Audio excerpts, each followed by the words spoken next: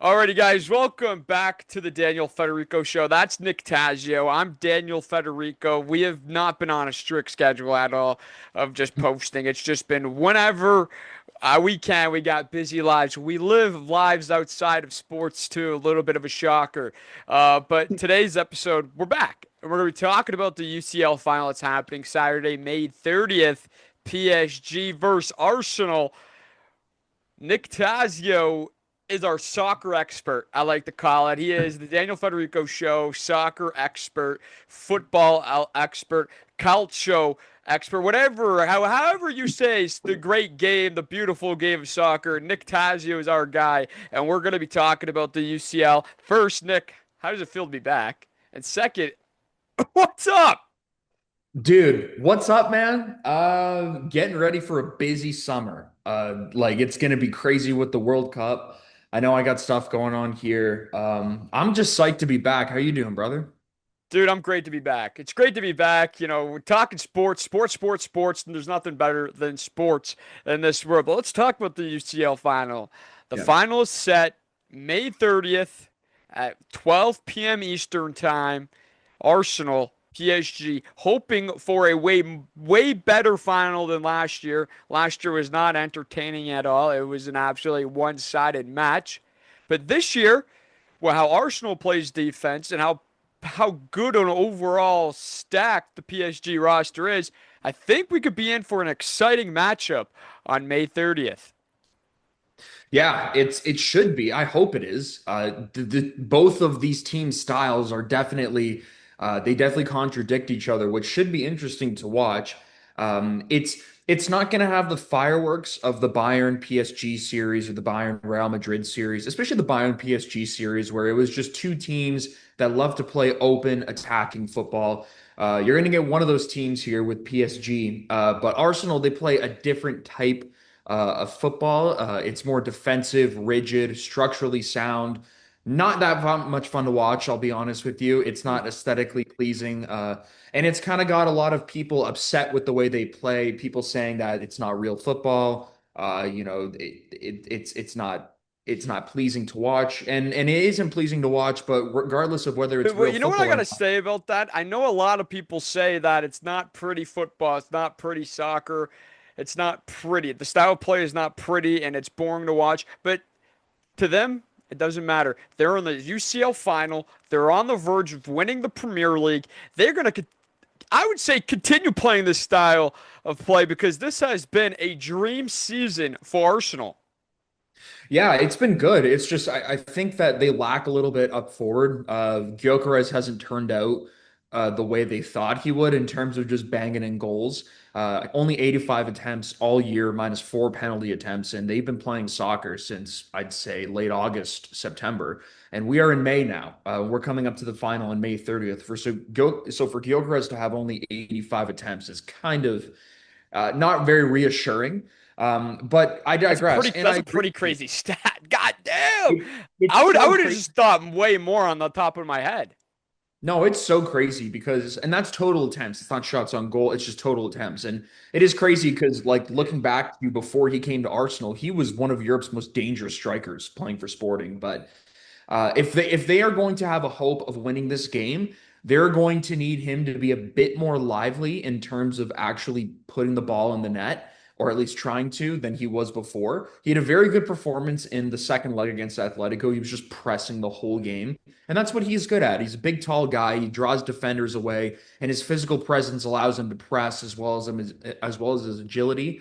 Um, it's just that he's not doing what you want him to offensively. So they've kind of supplemented that around him with David Raya playing the way he's playing, arguably the best goalkeeper in Europe right now. I think he's the most informed goalkeeper in Europe, and the fact that he's not the starter for Spain is quite a crime to say the least.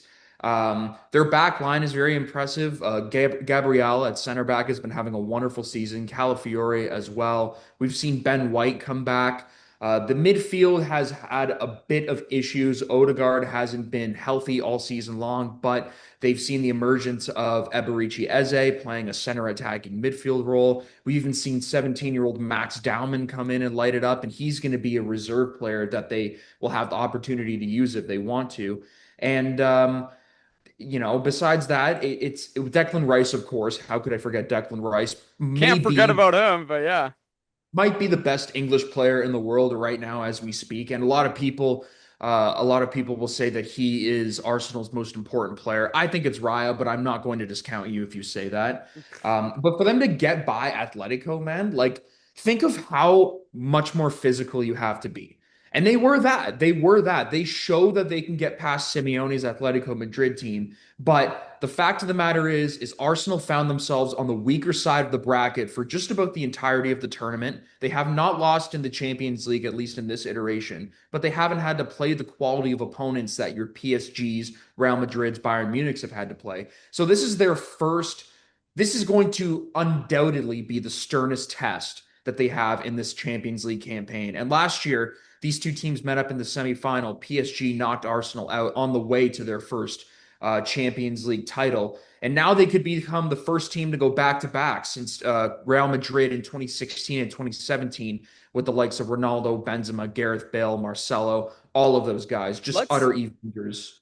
let's stop a second and let's go right to part PSG for a second. You Yeah. said a lot of good about Arsenal, and yes, this is going to be overall not a. It's going to be a way better final than last year. No question about it. You got the defensive team in Arsenal, but you also have a powerhouse in PSG. I've said this multiple times. I do not like the France league. I don't like the French league. I don't like League One, McDonald or Uber Eats, whatever it's called now. I don't like it one bit. I think it's a farmers league. For PSG, there's no discrediting them. They are the best team in Europe, and they are probably the best team in the world overall. They are. They won Champions League. But Champions League is just Europe. But overall, I think this team, how the roster's constructed, on PSG is the best. It is deep and it's physical, and I love the style of play they got. They just had they were coming off of the most entertaining Champions League series, two legs, that I think I have ever paid attention to in my entire life. I'm 23 years old. It's young. So there's for sure been better. I actually I don't even can't even put my it's not even coming to my head how what two leg series would have been better than that one because I got one. it made Barcelona and Liverpool's comeback. Oh, But I was no, going to say Barcelona and Inter. Remember last year, oh similar? yeah, but I would no, I would still take Bayern Munich and PSG's two legs I would over too. that one. I think I would take that over everyone because people were holding their breath for a dang long time in this game. It seemed like everything was going to be in the back of the net. And the refs obviously just let a lot of play go. That's what made it better. But PSG is coming off of a fantastic test against a fantastic team in Bayern Munich. There will be so it's going to be so hard for me to see Arsenal win this game. A, because how PSG is constructed, and B, on the tough test that Bayern Munich just gave to PSG. I know Arsenal had a tough test against Atletico Madrid, but at the same time, Bayern Munich's a better team than both of those teams. Bayern Munich just went hand to hand with Then, PSG. PSG, then the, Bayern Munich is better than Atletico Madrid and Arsenal. yeah, okay, yeah. I thought you said, sorry, I got confused. I thought you said they were better than PSG for a sec. No, no, no, No, no, no, no. I agree 100% with what you said. They are better. They're better than Atletico. Depth wise, Arsenal actually is pretty close to PSG, but I would give PSG the edge because of their top end talent, especially offensively speaking. Um, but yeah, like PSG really, truly, utterly should win this game. Like they should win this It should game. be like a 2-0 win, maybe a 3-1 game. Yeah, I have it going 3-1. We'll get into my specific match predictions towards the end of the show, but frankly, they should win handily. Like they should win handily. But that's what Um, makes Arsenal so like even though people don't like their style of play, I'm not a fan of their style of play either. But it gets the job done. And in this business of sports, if you get the job done, you don't stay away from it. And I think how they are defensively sound, that they could be be up for. I could give PSG a tough test. I think they could give PSG a tough test, and PSG probably only wins off of 1-0. Or does Arsenal shock the world and beat PSG? Who knows? But I think defensively sound of Arsenal, it's going to be a tougher matchup than I think people are going to expect. Even though on paper it should be 3-1, 2-1, 4-1, 5-1, 100, nothing to one. Who knows?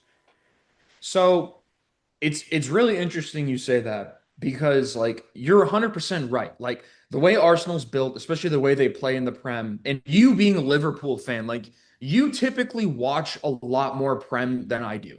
I try to keep an eye on all these leagues. So Saturdays and Sundays, I'm like tuning into different leagues. The Prem is something that I haven't kept my eye on specifically. Not to say that I've discounted it, I haven't, but you know the way they play, especially since you're a Liverpool fan. Like you know the way they play. You know how stern and just how much of a lockdown team they can be when they need to. Like But how yeah, like yeah, when it comes down to moments, yeah. clutch moments, they play perfect. They don't they hold on to the ball as long as possible. They'll play possession against another team because when they have to play shutdown defense, they play shutdown defense, and that's the truth. That no, and they don't even let you. You'll be lucky if you let the touch. You can touch the ball. That's how good defensively they play, and especially how possessive they keep the ball. Arsenal, it's annoying because they play through the back so much, and they're not really trying to create it up front, but they don't have to. If they're But up that's the one thing. nothing, if they're up one nothing, they just keep the ball, and that's exactly what they do so well. I don't think that's the case. I think PSG is too damn good, even if Arsenal want to Oh just yeah, break no, everything without a down and doubt, do yeah, without a doubt, Arsenal's going to have to play shutdown defense, and they're going to have to they have continue to to build up. score. Yeah, they're going to have to score. They're going to have to continue to build up. You can't play this Yeah. game through the back and just possessive. Obviously, you could still play possessive, but instead of building it, just going all the way back and all the way to the back.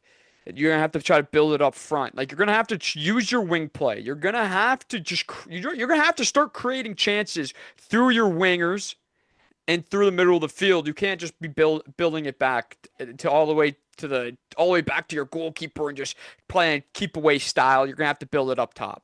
No, they do. But the problem is I don't think they have the infrastructure to score goals besides set pieces. And granted, the weak link in PSG's lineup is Safanov.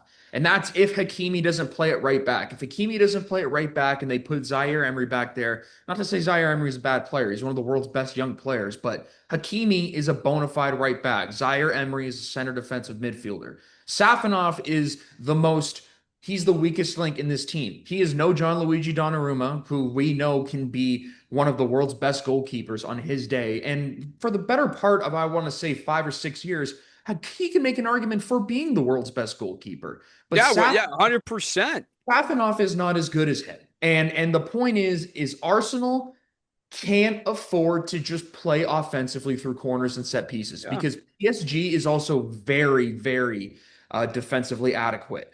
If you go back and watch highlights of that second leg, you will see players like Kvaratskhelia and Neves, Vitinha, Ruiz, obviously, but Kvaratskhelia in particular, running back to help on defense. Kvaratskhelia is a winger. Those other three guys I mentioned are midfielders. Two of them, Ruiz and Neves, are you could categorize more defensive style players than they are just open players. But for Kvaratskhelia to go back and help out the way he did and also be effective, PSG knows how to defend really, really well. And the other thing that's really scary about the way they can play out from the back line is their wing backs. Technically, they're fullbacks, but the way they play is in the style of wing backs, Yeah. which is Mensch and Hakimi. And that's why Hakimi's health is so important. They should be and they just won the league yesterday. PSG just won the league on yesterday. The next focus needs But to that be on. doesn't matter. If that's a farmers league, I'm gonna keep on saying it. Yeah, I mean, we will have that debate another day, but it's pretty pathetic compared to the other big ones. And that's coming from a guy who cheers for a Serie A team. But this But I would is say, but like, like, what's your top three leagues? Like, I think there's literally only three leagues in the world that I'll do are the best. I'll do all five because the five main Yeah, but European the leagues main are five, yeah, yeah. So what is your top five leagues? But actually, first, can I go? I'm pretty yeah sure we're yeah gonna have the yeah yeah. same Go, list. go, go. I think we're gonna have the exact same list here. I'm gonna go three because I don't care about the Bundesliga and I don't care about League One. It's always gonna be the Prem. Prem's always gonna be on the top, and then it's gonna go La Liga, and then it's gonna go Serie A. and then it'll be, I would say, then it will be Bundesliga and then League One. Prem one, and this is just in terms of the quality of the leagues for me, not so like Prem one. You have to go La Liga too, but like I feel like the problem with Italian football is very widespread, but specific years they have had pretty competitive top to bottom years where teams in the middle of the table are competitive. Like Atalanta going to that European Cup final a few years ago, and they're not one of the big Italian clubs, and they beat Leverkusen to win the Europa League.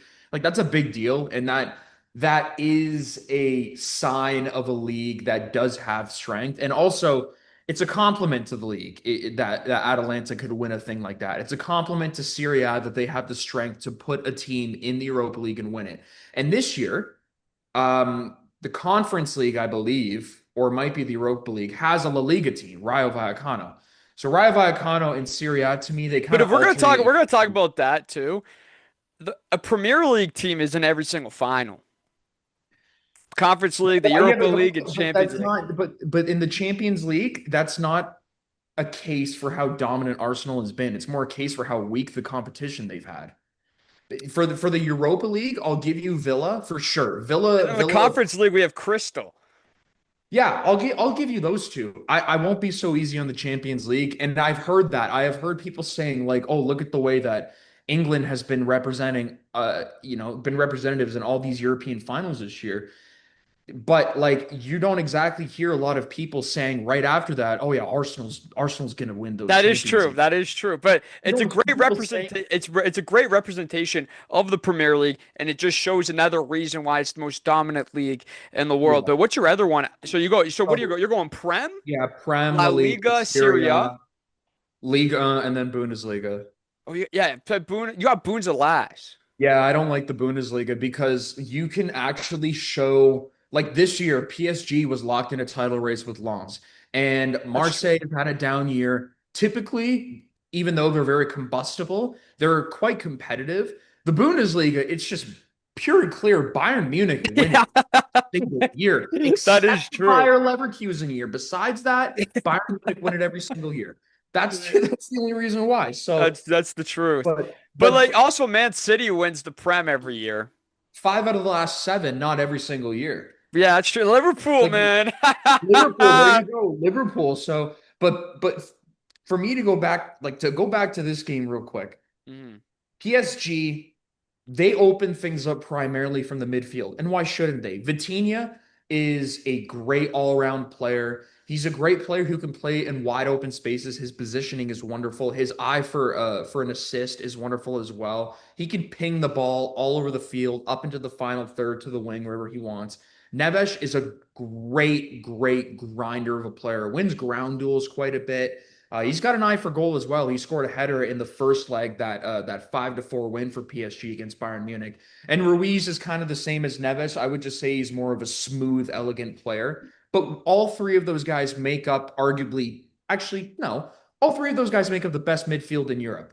And when you have those three feeding an attacking trio up front of Dembele, Desiree Doué, and Kvicha Kvaratskhelia, with all of them being creative outlet players in their own way, my God, that's dangerous. And it's hard for me not to think that Arsenal will lose in a dramatic fashion because I haven't seen them score from open play this year. They just don't do it. Man City does, Arsenal does not. And Arsenal has gotten to the top of the Prem so far. They're 2 points above Man City so far, but it hasn't been even reassuring. They had that 2 month slide where things were just downright awful for them. So, and we were talking about them bottling the league like we know them to do in years past. So for them to come into this game, look, it's their first Champions League final since '06, where they lost to Barcelona in Paris, ironically, 2-1. It's a big deal for Arsenal. I don't think they're going to do it. Um, but they have a chance. And when I mean they have a chance, it's not me saying 5%. No, they got a solid 25-30% chance at winning this damn thing. But a lot of it is about overcoming your identity of strictly scoring from set And pieces. also let's see if they can play clean PSG is a team that will capitalize on any opportunity that they can get. Arsenal has to play clean. They have to be you can't be carefree with the ball here, and they haven't. They have not been. I think you stick to your game plan, but now add a little bit more offensive in it, and I think that's something they have to do.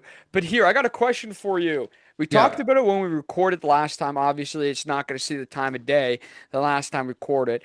But what do these two teams do when there's 3 to 4 games left? PSG, they can rest whoever they want to rest because their league season is over, basically. They've already won the league. Arsenal is still in a race to win the Premier League when they have, I want to say, 3 games remaining on their schedule. What do they do with hoping nobody gets hurt? Like, do they continue to play their starting 11 the exact same way? Or is some guys getting minute restrictions now to just get prepared for this final? What do you think they're going to be doing? Well, it's tough because they kind of beat themselves into a position from February till around the middle of April where they went on a losing streak and they were losing and drawing games that they shouldn't have. I'm going to recall a Bournemouth loss. The big loss to Manchester City at the Etihad was a big deal. But they essentially got themselves into a situation now where being only 2 points ahead of City with 2 league games to go, and the Champions League final after those 2 games, if they really want to win this league, break the curse that has been around them since 2006 when they last won it, then they have to do some tinkering, but they have to play some of their players. They can't afford to conserve the health of every single star player, is what I And should say. especially with Manchester City, their season, this is the last 2 matches they have this year. Arsenal Yeah, has 3 games remaining, and it's 3 massive games. Man City doesn't have to go on any resting. They don't have to go. The Champions League's not even in their mind because they already qualified for Champions League next year. Arsenal, where I think this is going to get tricky for them, and I know we've seen teams in the past do it like this. They continue to play their players the exact same way, no minute restrictions, even though they're in a race. They will just what I think they're gonna do is continue to play the players like we've seen in the past. No Hmm. restrictions, no nothing, no subbing. Every single star will continue to play, and then they're gonna go into Champions League final matchup, and then just hope everyone's healthy. I think it's gonna be a hope that everyone stays healthy. God, that's such a risk though, isn't it? Like, you know, It, you it know, is a risk, but it's a risk that you have to do because I don't they had a lead. They had the Premier League locked up for a little bit there, and then they went on and lost back-to-back games. Or I think it was three. They lost 2 games and then they drew one, and then now they brought Man City back into the league. So it's the price that they have to pay, that they have to be in the Champions League, but you also trying to win the league. You have to do this, and because who are you going to bench? You bench one of your Saka. guys. Don't play Saka. He can't play because he's already spent some of the year hurt. I wouldn't play Odegaard. I But wouldn't if you play. stop playing these guys, you have a risk of losing the Premier League. Okay, so let's talk about the Premier League for a sec. They have 2 more league games. They have Burnley, And who are already relegated, and they have Palace, who also are in a European Cup final. So they might find themselves in sort of a similar situation. The Burnley game, barely any starters should be playing. Like barely any starters should be playing because like in and of itself, if you play your subs, you're gonna have a good chance of winning that game to begin with. that's, Palace is a I would different. say, yeah, I would say, but I would say let Saka and those guys and Odegaard go be on the bench. Then don't start them, but be on the bench. So in case you need them in emergency time, let's say Burnley shocks the world and is up 1-0 going into the second half. Then you bring on those 2 guys. Like you're gonna Yeah. have to do that. No valuable player can be for surely benched and for surely play 0 minutes for the next 2 weeks. Because then it also goes, are they going to be match fit for Champions League? They're pros, obviously they're going to be match fit, but then you already know that there's going to be a topic of discussion about are these guys match fit? They haven't played since May 10th. You know what I mean? Yeah, but okay, so what you just said there is a big thing. If Burnley is up 1-0. So yeah, like what's actually going on in the game is extremely important because Arteta is going to have to make his changes based on what he's seeing. Ideally, I don't think any star player plays Burnley. Ideally, I don't think if this is Arteta's perfect world, in my opinion, nobody plays Yeah. against Burnley. If you really want to, throw someone on for 10 minutes at the end. In the Palace game, you also start your subs, but you bring your starters on around 60, 65 minutes in. Not after halftime, around 60, 65 minutes in. Let them get 30 minutes under their legs, secure that damn title, and then go to Budapest to play PSG with like the best version of your squad's health in good terms as it But could be. yeah, I agree with you on this. But you're gonna have to keep in your mind though that this is an Arsenal team. They with the history of choking and the history of doing the worst decisions and they having the history of just bottling. They have the history of just bottling the leagues and bottling championships. Yeah. With them, if they're down 1-0 to Burnley, you're gonna have to sub a star on. If they're down 1-0 to Crystal Palace, you're gonna have to sub a star in. But no matter what they do, if they bench all their stars for the next two games, or they play like 30 minutes here and 30 minutes there, PSG is going to be even no matter what the more well rested team going into the final. It doesn't matter because you're it. If anything, you play in League One. It's damn near practice for PSG. Their whole entire starters could play. Their whole starting 11 could play week in and week out. It doesn't matter because it's like practice to them because it's League One, man. We're not talking about the Premier League. That's what the tough thing is that PSG is going to be no matter what the more well rested team than Arsenal no matter what. And if Arsenal plays or doesn't play, doesn't matter. It's going to be PSG coming in as the favorites with way more well matched fit, more everything.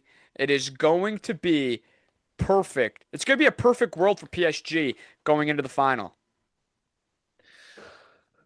Like, yeah, they're going to be a lot more rested, but like, I don't want to contradict myself too heavily. Yeah, they're going to be super, super, super rested. Super rested. I don't even think they're in the French Cup anymore. I think they got knocked out earlier on in the season. So after winning the league yesterday, yeah, you're right. They don't have to play.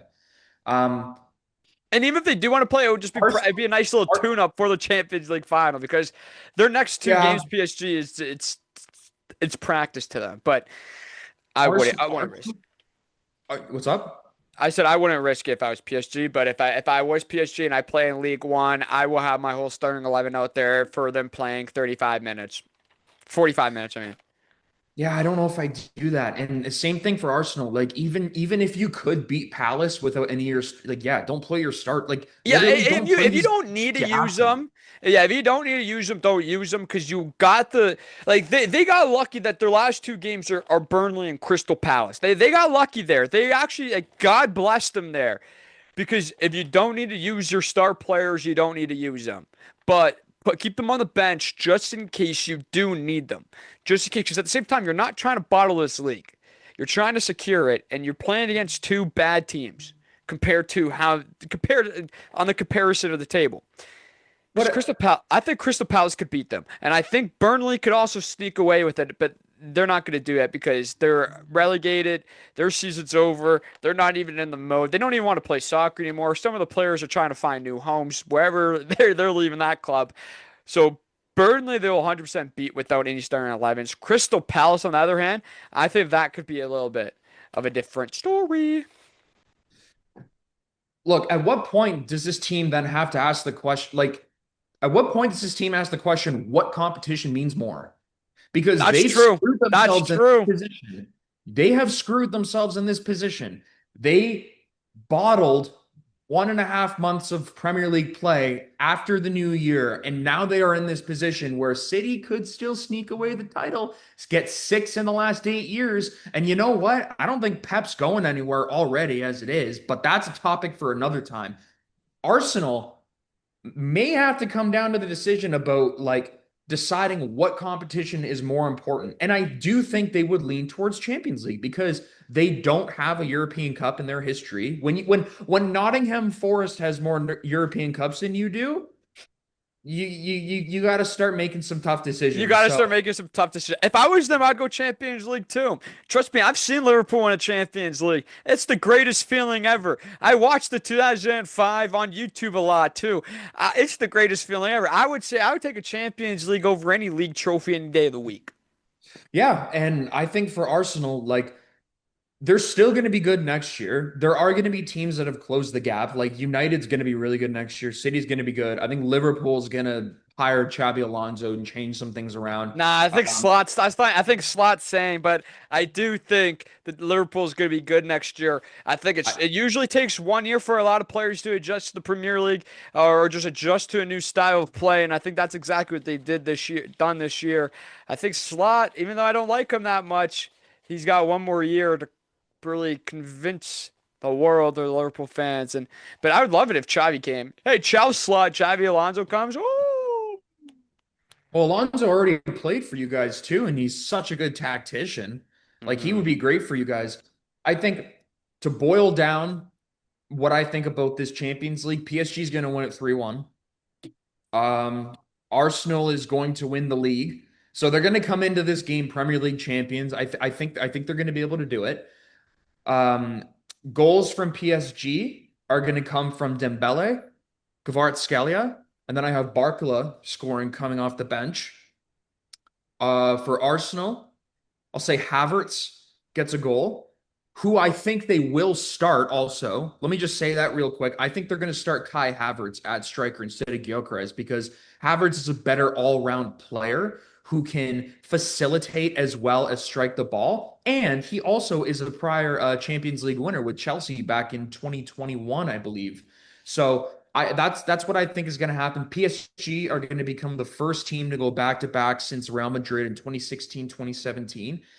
And you know what? As soon, granted, this isn't sealed away, cemented in stone, but if this does happen and PSG do become back-to-back winners, we're going to start having to have early conversations about them being possibly a dynasty in the making, a team of the 2020s type thing. And you know what?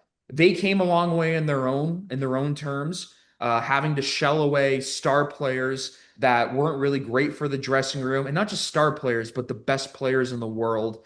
Hiring Luis Enrique, retooling that team, telling Mbappe goodbye. Hmm. Things like that aren't easy to do. And they came in last year and they won in spectacular fashion in the final. Absolutely took it to Inter in the final last year. And I think this will be a bit more of a tougher test for them, so to speak. But I do think they will win, and the score will be 3-1. And yeah, man, like we're gonna have to start having these conversations soon. And I can remember 10 years ago, going back like 10 years ago, 2016, when PSG had Zlatan and Thiago Silva and Marco Verratti, and that was their team. That was their core. This is just after Cavani had come in as well. Ezekiel Lavezzi from Napoli as well. So to see them turn from that to Messi, Neymar, Mbappe to now Kvaratskhelia, Dembele, and Desiree Doué, as well as having Barcola coming off the bench. Come on, like let's It's enjoy a this, scary. folks. It's going to be a great final. It's going to be. I'm excited to watch it. I'm excited to see it. But PSG, it hurts me to say that they are good. It They're kills me to so say good. that they are fantastic. They are a terrific club, and I love it that it's their back-to-back finals appearances right after Mbappe left. I am so incredibly happy because I'm not a big fan of Mbappe. I think he's a crybaby at times, but he is one hell of a player. But He's good. good, great ball player, but I think he's a crybaby at times. And I think Real Madrid's in a whole entire mess, a whole entire situation, locker room hell. It's over there. But yeah, Champions League May 30th, PSG, Arsenal, and Budapest at 12 o'clock Eastern time, our time. It's gonna be great. But let's move on. Let's talk about La Liga. We already talked about the Prem race a little bit. First, let's actually talk about the Prem race a little bit more. Arsenal has 2 games remaining. That is Burnley and Crystal Palace. Man City has 2 games remaining in the league. Bournemouth and Aston Villa. And then they also have one other game that's happening this weekend. It's the FA Cup. Chelsea, Man City. So that Premier League race is going right down to the wire. It's probably going to go right down to the final match. And I love that. I love that because all the games are played at the exact same time. They're all played at 11 Yeah. a.m. So they all usually end at the exact same time or roughly a couple minutes apart from each other. So that's going to be entertaining. I think the last match day 38 is the best to watch when there's a title race this close or when there's Champions Leagues um, decision making happening and the tables is my favorite beyond the worlds. It's a special day. It's a Super Bowl day. Same with the Champions League final. But let's talk about La Liga. Barcelona winning the Liga in the El Clasico fashion. Marcus Rashford kicking off the scoring. Wow, what a goal, by the way. But what a game. What a year. And Yamal, the youngster, I see this guy everywhere. He is a prodigy in the well. He's already a prodigy. I was about to say prodigy in the making. Yamal, even though he's 18 years old, he's already a prodigy and he's already surpassing that. But how lucky is it for FC Barcelona to have Yamal and wow, winning the league in El Clasico for the first time since the 19 I think it was 1990 or something. I saw a stat, maybe a little bit longer, 1990, 19 something, the last time the league was decided at El Clasico. Wow. What do you think about that La Liga race? Um, God, it must have been so sweet for Barcelona to win the league against Real Madrid, El Clasico, and also at home in their brand new refurbished Camp Nou stadium that's going to now hold like 110,000 people. It's going to be, and it's gorgeous too. I'm sure you saw it watching the broadcast too. They had those wide shots with the drone up above, and you're just like, wow. But yeah, I think it's a beautiful stadium. it's It's beautiful. gorgeous. It's beautiful. It's funny because I went to Spain 2 years ago and I went to Madrid and I went to the Bernabeu and I took a tour there and that place is huge. Like that place it literally blew my mind. And I've been to quite a few stadiums before, but this one was just mind blowing. 90,000 seats, retractable field that goes underground, so Yep. they can take care of the grass and all that. And I think Barcelona honestly looked at that and then said to themselves, "God, wouldn't that be nice for us?" And I think and you know what? I'll get to that after. I'll talk about the title race for now. Barcelona winning the title 2 years in a row is huge. It's absolutely massive. But what makes it more big is the fact that Real Madrid has not won anything in the last 2 years. No Copa del Rey's, no Champions Leagues, no La Ligas, none of that. They haven't won a single thing in the last 2 years, which for a club of Real Madrid's caliber, it's not just a disaster. It is alarms blazing, people running into the walls, setting the house on fire It's accidentally. the It locker is room. horrible. It's the locker room. It's When you have fights in the locker room, disagreements with the managers, everything. I like Real Madrid. Don't get me wrong. I like them. Growing up, I was a Liverpool supporter and a Madrid supporter. I was mostly a Real Madrid supporter because I'm a Ronaldo fan. But at the same yeah, time, as you grow up, you kind of know who's the true star, and that's always going to be Messi. yeah. That's the darn truth. But yeah, when I was growing up, I liked to watch a lot of Real Madrid. And the thing is, I can't remember a time where Real Madrid has felt so lost. It's because it hasn't happened in our lifetime. Like Exactly, it right? hasn't It happened. literally has not happened that they've been so lost. Yes, the Real Madrid, they're one of the biggest clubs in the entire world. The If not biggest. if not the biggest club in the world. Them right now having the last 2 years have been a failure. Let's just be totally frank. It's been an absolute failure of seasons of operations for the last 2 seasons for Real Madrid, and that starts. People want. I don't know how many managers they're gonna have to turn in and out. There's just a lot of egos going on in that locker room. There's fights going on in that locker room. There is something that's gonna have to happen this summer and it's something that's going to have to change ASAP because Real Madrid, a club like this caliber, cannot be embarrassed in the media like this. And it's funny you bring up the media because there's been a petition online for Mbappe to leave Madrid. And even though just a petition, it's got over 1 million signatures. And there were the reports out that Mbappe during the season went on holiday in Italy and it was the week before Clasico and he wasn't going to play, but still he wasn't even around Madrid supporting his team. And usually, and I've heard this as well, and I want to credit to one of the podcasts I listen to. It's actually either the Guardian Football Weekly or the Totally Football Show. Usually, when the Madrid media start coming out with reports like this, just pictures of their star athletes abroad, and then little blurbs saying like, "What's going on? Why is this happening? Is this a sign of further troubles at the club?" That's usually a sign that the club utilizing the media is trying to get rid of a player. And Mbappe is now in year two. The numbers are there. He's a 40 plus goal scorer this year, was last year as well.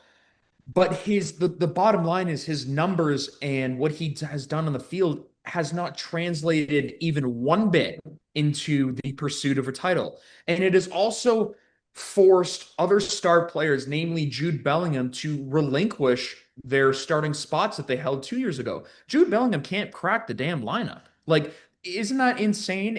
And also having a player like Mbappe, your bona fide striker, center forward, whatever you want to refer to him as, up front, surrounded by, flanked by his wingers, and then having a center attacking midfielder behind him, that takes away the movement that Jude Bellingham was able to do his first year at Real Madrid. You remember his first year at Real Madrid when he was arguably the best player in La Liga, even more than a Lamine Yamal. Potentially the best player in the world. He was scoring goals left, right, and center. He was lighting up El Clasico against Barcelona, and that was because he had the freedom of movement to crash into the box if he needed to. Vinny Jr. would see him making a run into the box. He would slot it into Bellingham's path, and then boom, he would nail it home. He just had more space to do what he needed to do. He could move up if you had to and start playing closer to the opponent's net, or he could drop back and facilitate. He can't do that anymore because Mbappe holding that centralized striker role takes up more space than Bellingham was used to having. Also, there are reports that Mbappe has disrupted the locker room. And speaking about the locker room and the egos at Real Madrid, this goes back 26, 27 years ago. This is not a new thing. This goes back to the early 2000s when Florentino Perez, and I'm going to put on my friggin' storyteller's cap for this one. This goes back to when Florentino Perez, who's the president of Real Madrid, looked around at the state of his team and the state of the Liga, which was a state that we would not recognize today. Valencia going to UEFA Champions League finals, Deportivo La Coruña dominating the league, Villarreal playing strong as well. Hey Madrid and man, they still play Barcelona, strong, bro. You can't lie. They still play strong. they still play strong. We're going to get European football at Villarreal next year, so stay tuned for that, as well as Como. Shout out Como. Yeah, But shout out Como. but we didn't have that alternating Madrid wins the league, Barca wins the league, we didn't have that. So Florentino Perez looked around and said to himself, well, I'm going to change some things. Madrid hadn't won the league in quite a while. So he established a policy that still exists to this day. And that policy, if you boil it down to what it truly is go out in the summer and acquire the most expensive players out there and essentially construct your lineup of the world's most expensive, talented players. And that is what he did with the Galacticos. That is the policy. It is the Galacticos policy. Galacticos translates to star in Spanish, loosely translates to star. So that's what you kind of had back in the day. He picked up David Beckham, Zinedine Zidane. Raul was already there, but that's a Galactico. Steve McManaman, Fernando Redondo. Like literally, I could go on and on. R9. Countless, ca- How about countless, R9? countless stars have gone through Real Madrid year in And and back year out. But the difference from now than like back then was they were winners. Now with the they amount of won the Champions League just 2 years ago, though. Like this is that this is is the true, whole but I'm thing. saying present. I'm saying 2026, man. I'm saying 2026. So The difference this year is that their manager can't control the dumpster fire that's in there. He's not putting water on it. He has no fire extinguisher. He has nowhere. He is not doing anything to light out this fire. It's just the truth. So you're right. Like historically, the Madrid manager has always been like a caretaker of egos. Somebody who, although does deliver tactical instruction, is typically there to maintain the egos of the star players, not exacerbate them, but keep everybody happy. And It's funny you say that, Daniel. There are similarities between what's going on now and what happened back in the day. And that reason, the reasoning for that is the reason why Florentino Perez went out and bought Cristiano Ronaldo back in like the 08, 09 region. Historically, the Galacticos, except the CR7 Benzema Bale era, have underachieved. Not Fernando, excuse me, the Raul Zidane R9 David Beckham team underachieved. They only won one Champions League, a couple of Liga titles, but for the most part, they were viewed as a bunch of overpaid divas that didn't do what they promised to deliver. Fast forward to '09, they sign Ronaldo from Man United. They make him the highest paid player in the world. And then they construct a team, obviously, by getting Benzema, Gareth Bale, Marcelo, Cruz, Modric, the golden era of what we James knew as. Rodriguez. What's that? Rodriguez. Oh, Rodriguez. Remember James Rodriguez? And he Mm-hmm. he was a flicker in the pan. That's Mm-hmm. that's Him that's coming off of the bench at times. Holy. that was the allure that Real Madrid had. And granted, they did their damn thing.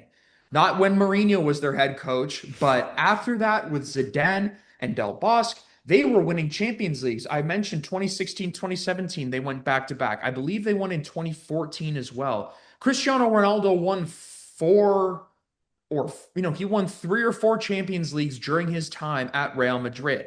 And then after that all ended, the next iteration of the Galacticos came, which is what we have now. Vinny, Mbappe, Jude Bellingham, Rodrigo, Arda Güler. And their sea legs are still working to get under them. But I think what we're seeing right now is literally just we're seeing Mbappe and it's not going to work. Like they're trying to make it work, but it's not going to work. And a lot of everybody else's freedom, Vinny's, Bellingham's, Rodrigo's, has been taken away because of Mbappe occupying that centralized striker role. Yeah. From all those reports in the locker room, he hasn't come in and been the most open teammate to acclimate with. And I've heard that he has gone in there and, if anything, made the ego thing a whole lot worse. So I'm not really sure where Madrid go from here. Barcelona, it's sunny and pretty out in Barcelona right It's now. sunny and pretty over there in Barcelona, man. Like they got a young killer. They got a fairly young squad, They fairly. just got to decide what they want to do with Rashford. That's That's it. it. And I think keep them. I think I think keep him not at an insane price. Start to think about your future striker because Lewandowski is getting old. Hmm. And we have seen Torres come in and light it up at striker this year as well. But let's start thinking about, getting a new number nine in there for when Lewandowski starts to slow down a bit. But That's true. right now, Barcelona is in a wonderful place. Flick is going to stay there as their manager. That offensive identity that people in Barcelona love is there to stay. And a couple months ago, we were here picking apart their defense, how many issues they had from that standpoint. The fact that they played such a high line because they wanted to counter press, take the ball away quickly, and then just start offensive possessions. Well, they something's working, man. Something's working on defense. Something is definitely working. And is it Pau Kubarsi? Maybe. He's really, really good. Is it the emergence of Garcia as well? Perhaps. But I think it's just the idea of everybody buying into Flick and the Hmm. new generation of Barcelona. It is a tough one, but you know what, Nick? I think it's time we play a game here. All right, a little game. Like games. Uh, this is gonna be start bench cut 2000 strikers. I have two pairs for you right here. We're gonna start it off with start bench cut. Hmm. Ruud Van Nistelrooy, Thierry Henry, and Fernando Torres. Start bench cut. Um, all right. I think I'm gonna sit Torres. Like Sit. I think I'm gonna yeah, sit Torres and off the bench. Here's the thing, man. Like Thierry Henry was a more creative offensive player than Van Nistelrooy was. Van Nistelrooy was more clinical. Like basically could score from anywhere within the box, 10 yards from outside of the box as well. He could poach goals, he could create, but his main ability was to score, and that was what he was good at. He had a great right foot, super reliable. It's the reason why they won so much when United had him. Real Madrid had him as well, and that they had a strong spell. I think I'm gonna bench Van Nistelrooy and start Henri because Henri for me was just as clinical as Van Nistelrooy, but also added more creative aspects that Van Nistelrooy just didn't possess.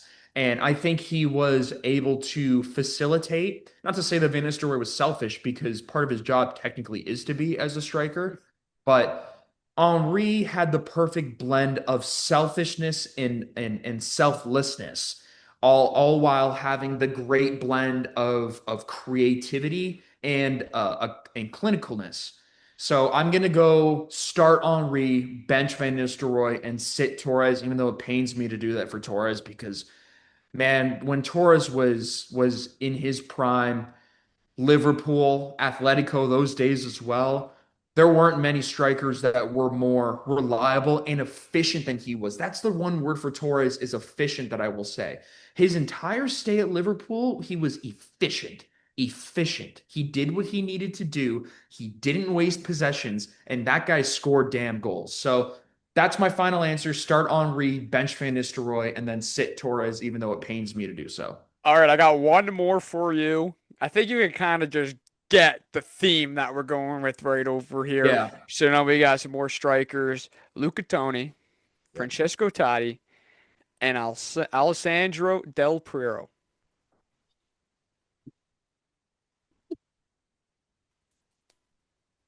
Again, like I know which one I'm gonna sit, and it's gonna be Tony, but like Luca Toni on his day was one of the best strikers in Europe. And we know what he did with Palermo, Fiorentina. He was like a 30 plus goal scorer. He even led the Bundesliga in goals one year as well. He took a hiatus over to Germany and absolutely dominated, won the World Cup as Italy's one of Italy's primary strikers during that 2006 run, but I'm going to have to sit him because the other two players, Totti and Del Piero, are of much higher quality.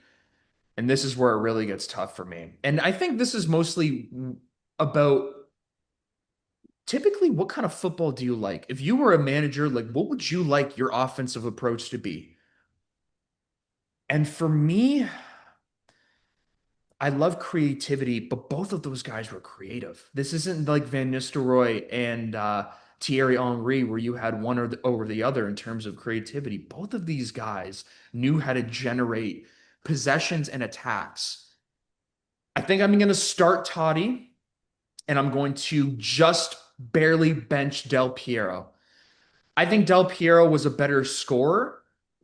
I think Totti was a better creator and a better facilitator, but still like half a notch behind Del Piero as a scorer.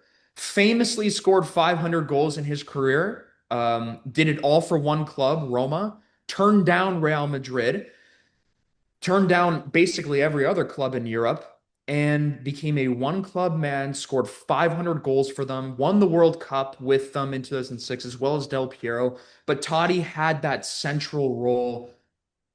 Oh, just bare and painfully too. I'm going to go Totti, start, bench Del Piero, and then sit Luca Toni. Well, that was the start bench cut. A lot more to come as the weeks come by for um, Champions League, World Cup. We're gonna have a lot more to do. It was a great idea. That was an idea brought to you by Nick Tazio right there. That was a terrific idea. But we Gonna got to bite me in move the on. ass too. These people are not gonna like my choices, and now they're gonna be like, "Who's this guy?" No, I'm Hey, but joking. it's all right. All publicity is good publicity. But I do want to talk about move to hockey, but I think this was such a great episode with soccer. So I think we're just going to end it here, and we're going to be talking about more off-season moves of Craig Berube getting fired. Chris Knobloch got fired too today, the Edmonton Oilers head coach. He got fired too. I think we're going to talk more about my thoughts when we come up, and we're finally going to go to probably regular scheduled programming, hopefully starting Sunday. So maybe Monday's episode we'll start doing it. But before we leave, before we end this episode, Nick, what are you watching this weekend? And I know there's a lot of sports going on, the NBA playoffs, the NHL playoffs. We got a lot of soccer because a lot of football, calcio. A lot of it is coming down to the end. We got a lot, and especially a lot of tune-ups going up for the World Cup. I know a lot of squads are being announced. I know France announced their squad today. I am pretty sure Canada is announcing their squad this weekend or earlier next week. But what are you watching this weekend? I'm gonna have my cup for my eye for sure on the FA Cup final. Chelsea and Man City are going to be playing that, and I'm mostly watching that to see the way that Man City plays, knowing that the title is still potentially in reach. I don't know if you guys knew last night on the day of this recording, it's Thursday, May It's 14th 14th, today. Yeah. the day before Iceman releases. No, I'm joking. But also, last night Man City played and Phil Foden was unbelievable, and he's had a rough season, so it's nice to see him do that. I'm curious to see what they do in the FA Cup final. And then besides that, I'm going to Saturday, I believe they play next. It's kind of obvious, but Montreal Canadiens versus Buffalo Sabres has been the purest form of rough East Coast North American hockey that I love. And if this series somehow goes to damn games, Well, we're gonna find out how many games it's gonna go tonight. Because I honestly, in my eyes, I think it's gonna go to 7 games. But, I hope so. but it's in Buffalo tonight, so let's see what happens. And then I also have Cavs Pistons. That's something that I'm definitely keeping an eye on because the New York Knicks look fairly unchallenged, especially in the next round too, on their way to an It's NBA been an Final easy berth. road for the Knicks. Um, Basketball though, the playoffs are like, they might have to change their whole schedule because man, NHL playoffs are wiping them out the water, man. Just because you tune into an NBA game, it is 100 to 73, maybe 5 minutes remaining in the fourth quarter, and I'm just looking at that. I go, this game was over by the third quarter, man. If you had to pick If you had to pick a series that you like watching in the NBA right now, like what do you like It to would be watch? Cavs Pistons. Yep, 100%. It would be Cavs. Yeah, it would 100% be Cavs. I think that's fantastic basketball. That's two-way basketball right there. Both are playing. They're both teams are picking it up on defense, and they're also both are scoring some buckets. But everything's been a tough bucket for the most part. I think that's the best series to watch as of right now. I do enjoy the Spurs series. I do. I am enjoying that one. I think that's a lot of back and forth. I think. Um, I wish it would be a lot better if Ant wasn't injured. Like he is playing, but he's Yeah. playing through an injury. People are talking about Wemby, how he should have been suspended. In my opinion, if you guys look at a normal foul, looks like in the NBA and basketball, and then going to elbow somebody in the neck, that is worthy of suspension. But the NBA, we all know the NBA. If they suspended Wemby in this series, I think the headquarters for the NBA would have burnt down. But another way is if this was the regular season and it was any other player in the National Basketball Association, they would have been suspended 2 to 3 games for elbowing a player in the neck. Because if you think about it, if you understand what I'm saying, right? A normal Yeah. foul, you can't even touch somebody in the NBA, but then you're gonna go ahead and elbow somebody in the neck. Yeah, obviously you're going to get kicked out for that game, but I do really like that series. I think there's some bad blood happening in that series, some real bad blood. I think there's going to be a nice storyline this off season to see where LeBron goes or if he's coming back for 1 year or what's going on with LeBron. If I'm LeBron James, you really can't do much more in your career. I know that you're just the only reason why you're staying in the NBA this long is so Bryce, your son, or Bronny, your son can continue to play in the NBA and live out his dreams because once Daddy GM LeBron James is out of the NBA, there's gonna be no need for Bronny James. Maybe Bronny James is actually low key good. Who knows? But I let's don't see. think so. I don't think so either. He's gonna be a G leaguer for the rest of his life until he really shows that he can be consistent on the bench, on the floor. But I think the day that LeBron retires, that's going to be a sad day for the NBA because he was one of the final purest players, in my opinion, to play the great game. He is Yeah. the greatest player of all time. I think he wipes Michael Jordan. What? Uh, No, you don't. Are you I th serious? I think LeBron James wipes Michael Jordan. I Dude, think why so. would you say that at the end of the I episode? That think is so, cool. dude. That's so cool. I think so. But at the same time, I can't give it to you. LeBron played in a softer era than Michael Jordan, but overall, I think he had a lot more tools in his backpack, and that's what I'll die on a hill for that one. I don't even like LeBron that Dude. much. I don't even like LeBron. Why are you gonna defend the guy? I just got to see. I just see it how I see. I just say it how I Jordan see never it. played in a game seven. He never Yeah. made it to game seven because he's Michael Jordan. And he Mhm. went, and I'm not gonna do 6 for 6 because that's easy to do 6 for That 6, is but 6 for 6, but hey man, I'm here for points, the most points by a player of all time. That's what results it in. And no, no. but I think it's a good tell. I think it's just two different eras. Yeah, it's But too. you can't forget those Bulls teams were also crazy stacked. Uh, yeah, they were, but they weren't easily by far and away the best teams in the league. No, It's no, not not the best like teams, but when it came to playoff time, they were constructed to win those finals. Because the thing about it, LeBron was alone a couple of times when he had to go up against Golden State, and then Kyrie started because then Kyrie left him. Then the team started aging out, so then he got swept or he lost it for whatever it was. Miami was the purest that we've seen that you can compete with the team of the Bulls. That Miami Heat team could compete with the Bulls any day of the week, I think, but the I Bulls would mean, have his still had their bacon number. saved by Ray Allen. Ray Allen saved his bacon. That is true. But no, but I'm saying like those Miami Heat teams with Chris Bosh and D Wade and just everyone else on that team too could literally make a run for those Chicago Bulls teams. Even though those Chicago Bulls team would beat them still, in my opinion, would still beat that Miami Heat team, that dynasty. But that was the closest team that LeBron's been on that be the best, to have the best team. Yeah, yeah. I'll agree. I guess I'll agree. I don't Dude, know. I think Michael Jordan's a terrific player too. I think it's the most healthiest debates in all sports, but at the same time, there's never going to be one true GOAT of the NBA.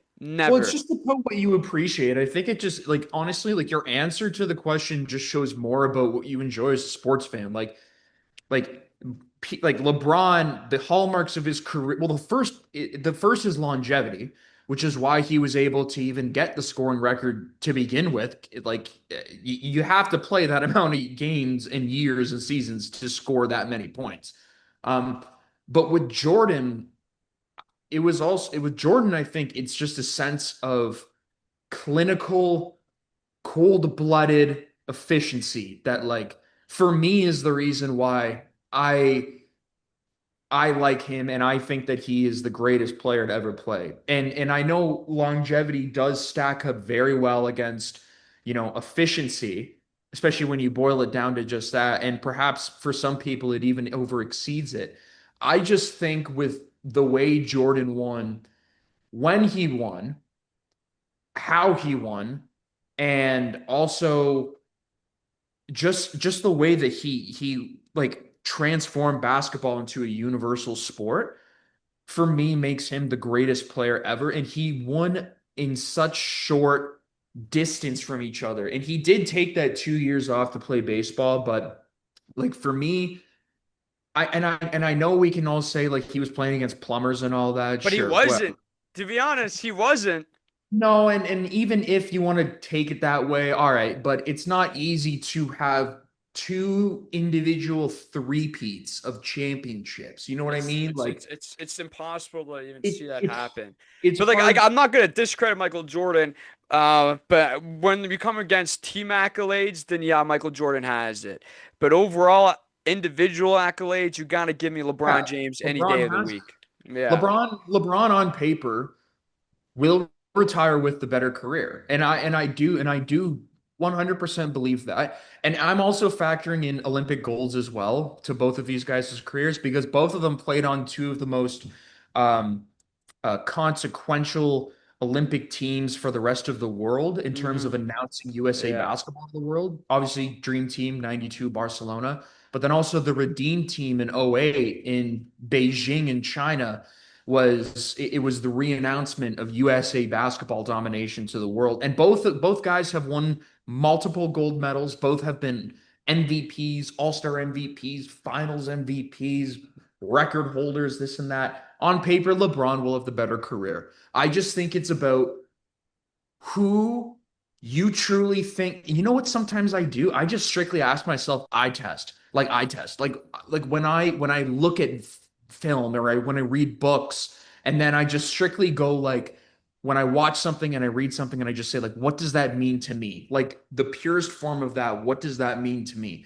And sometimes that's how I make my decision, but I'm also not going to discredit LeBron because like the Yeah, guy I been I, doing re it since I oh understand 03. that too. Like, trust me, I think Michael Jordan's great. I just think he was the best in his era. Like, I'm gonna be honest. I don't think there's one definitive yes in who was the greatest player in basketball in history. I think there's eras. LeBron's the greatest of his era. Michael Jordan's the greatest of his era. You want to know why there's two different eras and you can't get one definitive yes? LeBron's era, nobody plays defense. Michael Jordan's era, everybody played defense, and they made the paint. If you drove in the paint in Michael Jordan's era, you're gonna get, I don't know, slashed in the throat, punched in the face. You might break a nail, you might break a finger, you might break your arm. Driving in the paint used to be a nightmare. Now in LeBron's era, you can do anything you want. You can go tiptoeing in the perimeter, you can go tiptoeing in the paint, you can go whatever you want to do.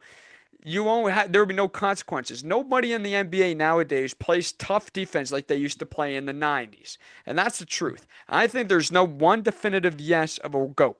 There's no GOAT. Hockey has one definitive yes. That's Wayne Gretzky. Football has one. I don't even think football has one definitive yes because it's position based in my eyes. In the NFL, it's going to be position based GOATs. But if you want to talk about overall accolades and GOATs and Super Bowls, it will be Tom Brady. But at the same time, you still have to go by position because that's a sport where you can only talk about goats and positional wise. Like who's the best receiver, who's the best running back, who's the best quarterback of all time, who's the best offensive line. Like, you know what I mean? Like that. Hockey's the only sport that I think has one definitive goat, and that is Wayne Gretzky. Yeah, out of the major sports, yeah. No, you're right. Baseball is pretty subjective as well. Um, no, like you're right. Like you're absolutely right. And I think it is fair for you to compare players through the eras they played in with basketball because basketball has seen as much change as football has over the last quarter century, which is like a lot of change. Um, Yeah, and then when you want to boil it, but if you want to boil it down further to like basketball player, offensive and defensive qualities, and then just leave it at that, that is also why I picked Jordan because of the Defensive Player of the Year awards and the fact that he was a really tenacious defender, like somebody who was able to disrupt play. And here's the difference between him and LeBron is I think LeBron is the more talented defender, without a doubt. I think LeBron is the better passer. I think they're both the same kind of level of score, but I think Jordan is a better defender. And I think LeBron, and when I say talent, I mean that he just has the physical abilities to elevate, block that shot in game 7 of the 2016 finals, and then win that game. Whereas Jordan wasn't really possessive. He didn't possess those physical abilities that LeBron did to jump out of the gym and then, block a pass or block a ball or something like that. But I feel like Jordan, with the way that his mind worked, with the way that he was able to pick guys up, and also the way that he was able to position himself on the court, that's the other reason why. Um, the interesting thing about this debate too is if your answers could change is if you ask now, but who would you want for one game or for one season? It's so See, interesting yeah, the who do you want for one game, one series? Then I would go on who's the more clutch player, who would get it done in one season. And see, that would be the toughest question of all time. I have no answer for that. we could do. My theory. I am always gonna keep my theory on let the eras be eras, Now let's see what the next era got. Let's move on from the LeBron era because that was one hell of an era. We saw great players in there. Kobe Bryant. I could go. We could name off probably a trillion players just in LeBron's era, and same with Michael Jordan's era. But let's see how the. But then you go back and look at the eras, the defensive schemes, the defensive plays, the fouls. Were the refs calling less fouls? Were the refs letting a lot more play? Yes. LeBron, Yeah. because this is the era we grew up on. LeBron. Yes. We've seen Yeah. basketball turn into one of the most toughest things to watch because of the foul baiting. Everything's a foul. And then you go look at these documentaries or these YouTube videos of former games that happened in the 80s and the 90s of guys running into the paint getting clotheslined. You'll never see that ever again. Refs just letting a lot more go in the 90s and the 80s and even the 70s. But I don't want to go that far because the 70s, that's literally when basketball was the worst of the worst, just athletic wise. The 90s and the 80s and the 90s, where you can kind of start talking about, okay, this is what the league is supposed to look like, because there was physicality. NBA has no physicality. That's the truth. Unless you're trying to run through a screen, that's it. The NBA in the 90s is what if that was today's basketball, I would watch the NBA on a nightly basis, and game to game to game to game. And same how just like how I watch the NHL or like how I watch football or yeah, we're talking about physicality. I watch soccer. Soccer's not physical at all, but I watch that. But there's two sports, hockey and basketball. I would if the NBA had 90s play style, that would be the greatest thing ever. Because then you would have these big burly guys just absolutely protecting that paint like it's their home, like it's their life depending on it. Now they don't want to get elbowed in the face. They don't want to do none of that. They'll just let you go for that 2 point layup. We're gonna go down the court, dish it out to Curry, and Curry's gonna rip a three, and we're back in the lead up one. Just simple like that. Yeah. Yeah. Look, it's basketball has changed so much. We're in the middle of the 3-point era. I'm sure we will see even more change. I mean, Adam Silver is constructing an NBA Europe League as we And I'm all speak. for that because those guys play great basketball over there in Europe. No, they do. They play great basketball, and they just have a different style of play. But it works for them, and it's a lot of fun to watch when you're used to only one style. So, but lots of great NBA playoff action to come, more so with the conference finals. I Particularly, love the NBA playoffs. Don't get me wrong. I love it too. The regular season is for sure hard to watch. I do think if they shorten down, like the season does not have to be 82 games. It literally does not. It could be 48 games, a short season, and a 48 game test because that means every game. That means the stars have to play every single game. But you know what would drop is the money would drop. Lesser games, less superstars. NBAs are divas. That's the truth.